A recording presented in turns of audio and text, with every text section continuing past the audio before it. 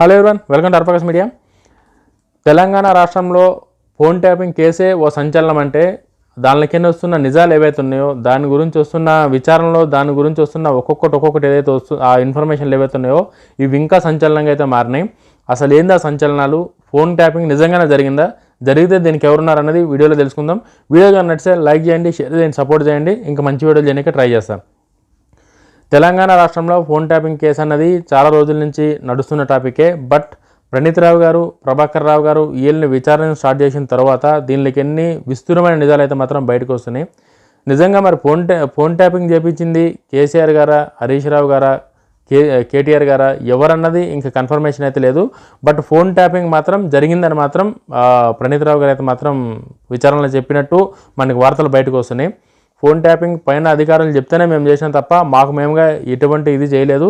అప్పుడు మాకున్న దానిలో మా అధికారులు ఎవరైతే ఉన్నారో వాళ్ళు మాత్రం ఫోన్ ట్యాపింగ్ చేపించారు కాబట్టి మేము చేసినాం, కానీ లేకపోతే పర్సనల్గా మేమేం చేయలేదని చెప్పి ఆయన స్టేట్మెంట్లో చెప్పినట్టు బయటకైతే వార్తలు వస్తున్నాయి.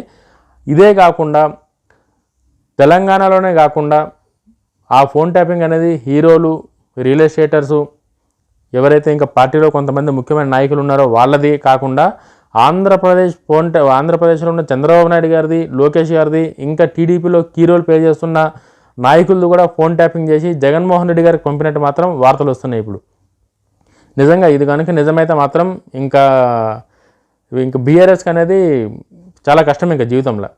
ఓకే, ఇది నిజం కాకపోతే ఓకే, ఇది ఒక పుకార్ లాగా ఉంటే ఏం కాదు, కానీ ఒకవేళ ఇది నిజమని కన్ఫర్మేషన్ వస్తే మాత్రం బీఆర్ఎస్ ఫ్యూచర్ అనేది చాలా కష్టం. ఇంకా అది తెలంగాణలో మాత్రం ఇంకా ఎవరు బీఆర్ఎస్ని నమ్మే పరిస్థితులు అయితే ఉండవు.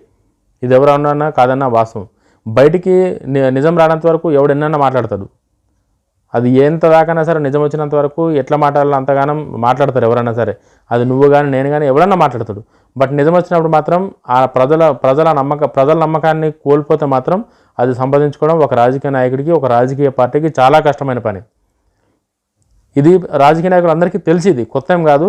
ఏదో నోరుంది కదా, ఏదో ఒక మాట్లాడేసినాం, వాళ్ళని గట్టిగా వేసినాం, వీళ్ళ మీద దొబ్బేసినాం, గట్టిగా అరిచేసినాం అంటే ఎవరు దేకడది. ఇవాళ కాకుండా రేపైనా సరే నిజం బయటకు వస్తుంది. అది వచ్చినప్పుడు దానికి ప్రజలు ఏ తీర్పిస్తారు అనేది అది మనం వెయిట్ చేద్దాం. బట్ చంద్రబాబు నాయుడు గారిది, లోకేష్ గారిది, టీడీపీ లీడర్స్ కూడా తెలంగాణ నుంచి ఫోన్ ట్యాపింగ్ చేసి జగన్మోహన్ రెడ్డి గారికి పంపించారు అంటే అసలు ఇది ఏ రకంగా తీసుకోవాలని కూడా అర్థమవుతలేదు ఎవరికి. రాష్ట్రాలు విడిపోయినాయి, ఎవరిని బతుకాడు బతుకుతుండు. ఆ తెలంగాణలో వీళ్ళు బీఆర్ఎస్లో గవర్నమెంట్ ఉన్నారు, ఆంధ్రాలో జగన్ గారు గవర్నమెంట్ ఉన్నారు మొన్నటిదాకా. ఇక్కడ వీళ్ళు ఓడిపోయారు, అక్కడ వాళ్ళు ఓడిపోయారు. వచ్చినాక ఇక్కడ కాంగ్రెస్ గవర్నమెంట్ నడుస్తుంది, అక్కడ కూటమి గవర్నమెంట్ నడుస్తుంది. ఎవరి పైన అటు చేసుకుంటారు. బట్ చంద్రబాబు నాయుడు గారి ఫోను, లోకేష్ గారి ఫోను, టీడీపీ నాయకుల ఫోను కూడా చేయాల్సిన అవసరం వీళ్ళకి ఏమొచ్చింది? ఇక్కడున్న మెయిన్ ఫోకస్ ఏంటంటే సినిమా హీరోల ఫోన్లు ట్యాపింగ్ చేశారు, హీరోయిన్ల ఫోన్లు ట్యాపింగ్ చేశారు, బీఆర్ఎస్ ఎమ్మెల్యేలు ట్యాపింగ్ చేశారు, రేవంత్ రెడ్డి గారి ఫోన్లు ట్యాపింగ్ చేశారు. ఇవైతే తెలంగాణలో ఆల్రెడీ పెద్ద సంచలనంగానే మారినాయి, చాలా పెద్ద సెన్సేషనల్ ఇదైతే.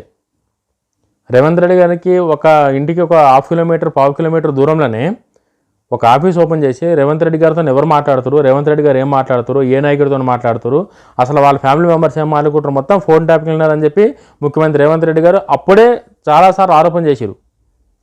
అదిగాక బీఆర్ఎస్ లీడర్స్ కూడా, బీఆర్ఎస్లో ఎవరైతే మంత్రివర్గం ఉన్నారో వాళ్ళే కూడా ఫోన్ ట్యాపింగ్ చేసినట్టు, ఎవరైతే బిజినెస్ మ్యాన్లు ఉన్నారో వాళ్ళు కూడా ఫోన్ ట్యాపింగ్ చేసినట్టు, ఎవరైతే హీరోయిన్లు ఉన్నారో వాళ్ళే కూడా ఫోన్ ట్యాపింగ్ చేసినట్టు. సో ఇది ఫోన్ ట్యాపింగ్ అనేది మామూలు విషయం కాదు. ఇది ఎవరికైనా సరే కూడా ఒకరి పర్సనల్ అంతర్గత విషయాలన్నీ బయటకు వచ్చినట్టు ఇవి ఆ ఆడియో కనుక బయటకు వస్తే ఎన్ని హార్డ్ డిస్క్లు ఎంత ఏజ్ చేసినా సరే కూడా ఖచ్చితంగా చట్టం కాడికి వచ్చేసరికి ఎవడన్నా సరే చేసిన తప్పు ఒప్పుకోవాల్సిందే. ఎవరెవరు చేసినా ఏం చేసినా అంతా ఏడుందంటే ఏదో ఇవ్వాల్సిందే ఖచ్చితంగా. నువ్వు ఎంత స్క్రాచ్ చేసినా ఇప్పుడున్న టెక్నాలజీలో బ్యాకప్ తీసుకోవడం పెద్ద కష్టమేం కాదు. అసలు ఈ ఫోన్ ట్యాపింగ్ చేసి వీళ్ళు ఏం చేసిరు అనుకోవచ్చు. బిజినెస్ మ్యాన్ల దగ్గర అంటే పైసలు తీసుకుంటారు, ఓకే, వాళ్ళ దగ్గర పైసలు తీసుకురా, వాళ్ళు బెదిరించిరా, భయపెట్టిరా, వాళ్ళని ఏం చేసిరు అనేది ఓకే. సినిమా హీరోయిన్ల గురించి మనకు తెలుసు ఆల్రెడీ. హీరోయిన్ల గురించి అయితే బయట చాలా చాలా చక్కర్లు అయితే నడుస్తున్నాయి బయట. ఓకే, చంద్రబాబు నాయుడు గారిది, లోకేష్ గారిది, టీడీపీ వాళ్ళది తీసుకొని జగన్మోహన్ రెడ్డి గారికి పంపించాల్సిన అవసరం ఇక్కడున్న గవర్నమెంట్కి ఏమొచ్చింది? ఎవరైతే చేపించారో వాళ్ళకి ఏమొచ్చింది? అది ఎవరు చేపించారనేది మనకు కన్ఫర్మేషన్ కాలేదు. బట్ బీఆర్ఎస్లో ముఖ్యంగా ఉన్నది కేసీఆర్ గారు, కేటీఆర్ గారు, హరీష్ రావు గారు, సంతోష్ రావు గారు వీళ్ళే. కాబట్టి వీళ్ళే చేయించారా లేకపోతే ఇంక వేరే అధికారులు ఎవరు చేయించారా, ఎవరు చేయించినా సరే వచ్చేది మాత్రం బీఆర్ఎస్ గవర్నమెంట్కి. ఖచ్చితంగా బీఆర్ఎస్కి పేరు వస్తుంది కాబట్టి ముఖ్యంగా ఎవరైతే ఉన్నారో వీళ్ళ పేర్లు వస్తాయి. అది ఎవరు అవునన్నా కాదన్నా వీళ్ళు చేయించినట్టు వస్తుంది. ఎందుకంటే పార్టీ వాళ్ళదే కాబట్టి, పార్టీలో వీళ్ళే మంచి మంచి పొజిషన్ ఉన్నారు కాబట్టి వీళ్ళు చెప్తే నేను ఇంకెవరు చెప్తుంటారు కిందోళ్ళు. సో జగన్మోహన్ రెడ్డి గారికి హైదరాబాద్లో చంద్రబాబు నాయుడు గారు ఉండి, హైదరాబాద్లో లోకేష్ గారు ఉండి ఎవరితో మాట్లాడుతారు, ఏం మాట్లాడుతారు ఇన్ఫర్మేషన్ మొత్తం జగన్మోహన్ రెడ్డి గారికి పంపించడం, జగన్మోహన్ రెడ్డి గారు ఆ ఇన్ఫర్మేషన్ తీసుకొని కూటమి ప్రభుత్వం నేత అప్పుడున్న చంద్రబాబు నాయుడు గారి మీద, లోకేష్ గారి మీద మాట్లాడడం కావచ్చు, ఆయన తీసుకున్న యాక్షన్లు కావచ్చు, అరెస్టులు కావచ్చు, ఇవన్నీ దీని బ్యాక్గ్రాప్లోనే నడిచినాయి అన్నట్టు ఇప్పుడు ఒక్కొక్కటి బయటకు వస్తుంది. అసలు కేసీఆర్ గారు కానీ కేటీఆర్ గారు కంటే చంద్రబాబు నాయుడు గారు అంటే ఎందుకు వీళ్ళకి అంత భయం? నిజంగా ఇదైతే భయం అంటారు దీన్ని. వీళ్ళు ఏదైతే ఊహించారో అన్ని తలకిందులు అనుకో. ఇప్పుడు వాళ్ళు పవర్లు ఉన్నారు, వీళ్ళు ప్రతిపక్షాలు ఉన్నారు, ఇప్పుడున్న పరిస్థితి వేరు. బట్ అప్పుడున్న వీళ్ళకున్న అధికారానికి, వీళ్ళకున్న పవర్కి వీళ్ళు ఏం చేసినా నడుస్తుందన్న ఒక ఎట్లా అంటే, ఇంకా తెలంగాణ అంటే వీళ్ళ చేతుల్లో నలిగిపోయే, వీళ్ళ చేతుల్లో బందీ అయిన తెలంగాణ లాగా. తెలంగాణ అంటే వీళ్ళ సొంతది. తెలంగాణ అంటే తెలంగాణ ప్రజలది, తెలంగాణ రాష్ట్రం కాదు. తెలంగాణ అంటే వీళ్ళ చెప్పు చేతుల్లో నడిచేదాన్ని తెలంగాణ కింద వీళ్ళు పెట్టుకొని ఈ ఫోన్ ట్యాపింగ్ చేసారు అన్నట్టు కాడికి మాట్లాడుతారు ఒక్కొక్కరు కూడా. అది నిజమే. అది ప్రజలు దేనికి పవర్ ఇచ్చారు?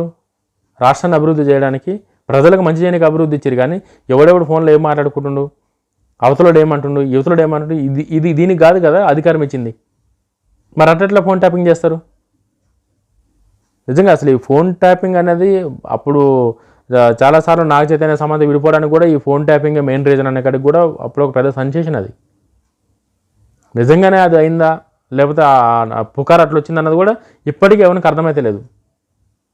ఇవి ఏంటంటే పెద్ద పెద్దలు మాట్లాడుకునేవి, ఒకవేళ ఆ రికార్డ్స్ కానీ ఆ ఎవిడెన్సెస్ అన్నీ ఉన్నా సరే కూడా బయట పెట్టలేని పరిస్థితి ఇది. ఎందుకంటే వాళ్ళ పర్సనల్ విషయాలు పబ్లిక్లో తీసుకొచ్చే అధికారం ఎవ్వరికీ లేదు. ఒకవేళ తప్పు జరిగినా సరే కూడా బయటకు చెప్పలేని పరిస్థితి అది లోపల ఏమైనా ఉంటే శిక్ష అదంతా వేయొచ్చామో కానీ వాళ్ళు ఏం మాట్లాడారు, ఏం మాట్లాడుకోరు, ఏమైంది అన్నది బయటికి వినిపించే హక్కు ఏ రాజకీయ నాయకుడికి, ఏ పార్టీకి లేదు. కాబట్టి కొన్ని బయటకు వస్తలేవని నేను అనుకుంటున్నా. రికార్డ్స్ ఉండొచ్చు, మాట్లాడి అయితే రికార్డ్ చేసిరో, ట్యాపింగ్ చేసిరో అవన్నీ రికార్డ్ చేసి పెడతారు కాబట్టి అవన్నీ ఉండొచ్చు. బట్ పబ్లిక్ రిలీజ్ చేయలేరు. అయ్యి వాళ్ళ పర్సనల్ వాళ్ళందరూ సెలబ్రిటీస్, అందరినీ వాళ్ళని గుర్తుపడతారు కాబట్టి వాళ్ళ దగ్గర వాళ్ళ గురించి ఏమీ రిలీజ్ చేయలేని పరిస్థితి ఒకవేళ ఎవిడెన్సెస్ ఉన్నా సరే. మరి చూద్దాం నిజంగానే అసలు ఈ ఫోన్ ట్యాపింగ్లో చంద్రబాబు నాయుడు గారిది, లోకేష్ గారిది, ఈ హీరోస్ది, ఎవరైతే బిజినెస్ మ్యాన్స్ ఉన్నారో బిజినెస్ మ్యాన్స్ది, వీళ్ళందరిది చేసి వాళ్ళని ఏం చేశారు, వాళ్ళని ఏ విధంగా ఇబ్బందులకు గురి చేశారు, వాళ్ళని ఏ విధంగా బ్లాక్మెయిల్ చేశారు అన్నది నాకు తెలిసి రానున్న రోజుల్లో మొత్తం బయటకు రాకపోయినా సరే కూడా ఎవరెవరు ఫోన్ ట్యాపింగ్ జరిగింది అన్నది మాత్రం ఖచ్చితంగా బయటకు వచ్చే ఛాన్సెస్ అయితే ఉన్నాయి. ఒకవేళ ఫోన్ ట్యాపింగ్ జరిగింది ఇట్లుందని చెప్పి బయటకు వస్తే మాత్రం ఖచ్చితంగా బీఆర్ఎస్ పార్టీకి తెలంగాణలో భూస్థాపితం అవుతుంది. ఎందుకంటే అధికార దుర్వినియోగం అనేది ఎవ్వరూ యాక్సెప్ట్ చేయరు. అది రేపొద్దున నల్లదైంది, రేపొద్దున తెలంగాణ ప్రజలందరిది కూడా ట్యాంపరింగ్ చేస్తే ప్రజల పరిస్థితి ఏం కావాలి? ఎవరైనా అట్లా ఆలోచిస్తారు కదా. చూద్దాం. ఇప్పుడు అంతా విచారణలో ఉంది, ఏది కన్ఫర్మేషన్ లేదు కాబట్టి ముందున్న రోజుల్లో ఇంకో మంచి అప్డేట్ వస్తే మాత్రం ఖచ్చితంగా ఒక మంచి వీడియో అయితే దీని మీద చేస్తా. జై హింద్.